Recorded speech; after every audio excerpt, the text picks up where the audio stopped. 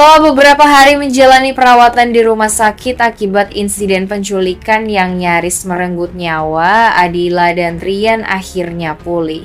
Keduanya tampak masih lemah, namun rasa syukur dan kelegaan terpancar jelas di wajah mereka. Sebagai bentuk penghormatan atas kejadian yang telah mengubah banyak hal dalam hidup, mereka berdua sepakat untuk berziarah ke makam Kamal, sosok yang masih meninggalkan luka mendalam di hati Adila. Pagi itu suasana pemakaman begitu tenang. Angin berhembus lembut, dedaunan jatuh perlahan di atas tanah basah. Adila melangkah perlahan di samping Trian, membawa bunga putih di tangannya. Namun langkahnya tiba-tiba terhenti saat melihat seseorang sudah berdiri di depan makam yang sama. Sosok itu adalah Rama. Kehadiran Rama di tempat itu membuat suasana mendadak berubah. Adila terdiam antara bingung dan terkejut. Ia tidak pernah tahu bahwa Rama memiliki hubungan dengan Kamal. Dengan hati-hati, ia mendekat, memperhatikan ekspresi Rama yang terlihat sendu dan penuh penyesalan. Saat itu juga, potongan ingatan lama perlahan muncul di benak Adila. Ucapan-ucapan samar dari orang-orang sekitar, sikap Rama yang selalu menghindar jika topik kecelakaan masa lalu dibahas, hingga bekas luka yang pernah dilihat Trian di dada Rama semua mulai tersambung. Tatapan Rama yang dipenuhi rasa bersalah semakin memperkuat dugaan itu. Adila pun mulai menyadari kebenaran yang selama ini tersembunyi. Rasa syok dan kecewa bercampur menjadi satu. Selama ini, ia dan keluarganya menganggap Trian sebagai penyebab kecelakaan yang merenggut nyawa Kamal. Namun kenyataannya berbeda. Ramalah orang di balik tragedi itu. Air mata mengalir perlahan di pipi Adila. Ia berusaha menahan emosi, sementara Trian yang berdiri di sampingnya hanya bisa menatap dengan perasaan campur aduk. Keheningan menyelimuti suasana pemakaman, hanya suara angin dan isak pelan yang terdengar. Hari itu menjadi hari yang mengubah segalanya. Kebenaran yang selama ini tertutup akhirnya terungkap, dan dari situlah kisah Adila, Trian, dan Rama akan memasuki babak baru antara penyesalan, pengampunan, dan cinta yang diuji oleh masa lalu. Rama terkejut ketika mendengar langkah kaki mendekat dari belakang. Saat menoleh, matanya membesar. Adila dan Trian berdiri beberapa meter di belakangnya, membawa bunga yang sama untuk diletakkan di makam Kamal. Keheningan seketika menyelimuti suasana pemakaman itu.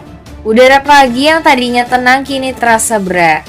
Rama sempat kehilangan kata-kata, tak menyangka bahwa Adila dan Trian akan datang di waktu yang sama. Tatapannya gugup, penuh rasa bersalah, sementara Adila tampak heran dan bingung melihat Rama bisa berada di sana. "Kenapa Rama bisa di sini?" gumam Adila pelan, separuh tak percaya. Selama ini ia tidak pernah tahu bahwa Rama mengenal Kamal, namun ekspresi Rama yang penuh beban membuat suasana semakin janggal. Trian yang berdiri di samping Adila hanya diam, memperhatikan setiap gerak dan tatapan Rama yang gelisah. Sementara itu, Trian menghadapi tekanan besar di rumah. Papanya dengan tegas menyuruhnya menjauh dari Adila, merasa bahwa hubungan mereka hanya membawa masalah bagi keluarga. Namun Trian menolak mentah-mentah perintah itu. Baginya, Adila bukan sekadar istri, tapi juga sosok yang sudah banyak mengubah hidupnya. Suasana di ruang keluarga terasa tegang. Nada suara Papa Trian meninggi, menuntut anaknya untuk memutus hubungan dan fokus pada reputasi keluarga. Namun Trian berdiri tegak menatap papanya dengan mata yang penuh tekad. Ia tahu, menyerah berarti membiarkan orang lain menentukan kebahagiaannya. "Adila sudah jadi bagian dari hidupku," ucap Trian mantap, menahan emosi di dadanya. Ia tidak peduli pada ancaman papanya tentang warisan atau perusahaan keluarga. Yang penting baginya adalah mempertahankan cinta dan kepercayaan Adila. Di sisi lain, hati Trian terasa hancur. Ia tahu papanya tidak akan berhenti menentang hubungan ini, apalagi setelah berbagai masalah yang melibatkan Rama dan keluarga Adila. Tapi semakin besar tekanan yang datang, semakin kuat pula keyakinannya untuk melindungi Adila. Malam itu, Trian duduk sendirian di kamar memandangi foto pernikahan mereka. Ia sadar jalan yang ia pilih tidak akan mudah, namun satu hal yang pasti ia tidak akan membiarkan siapapun memisahkannya dari Adila, bahkan jika yang menentangnya adalah darah dagingnya sendiri.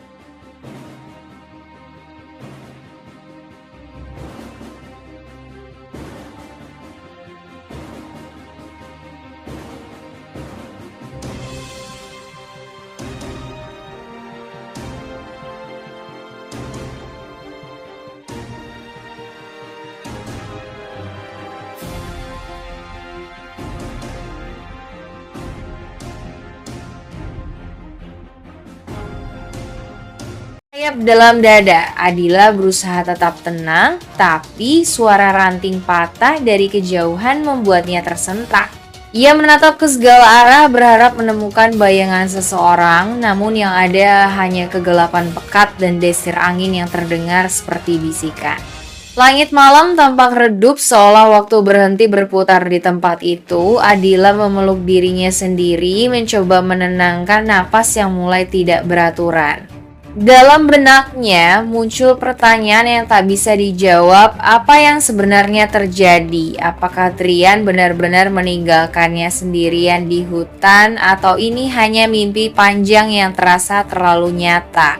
Bayangan tentang kebersamaan mereka sebelumnya masih terlintas jelas saat saling membantu menyalakan api, berbagi air, bahkan ketika Trian meneduhinya dari dingin. Semua terasa begitu hidup, tapi kini semuanya menghilang tanpa jejak.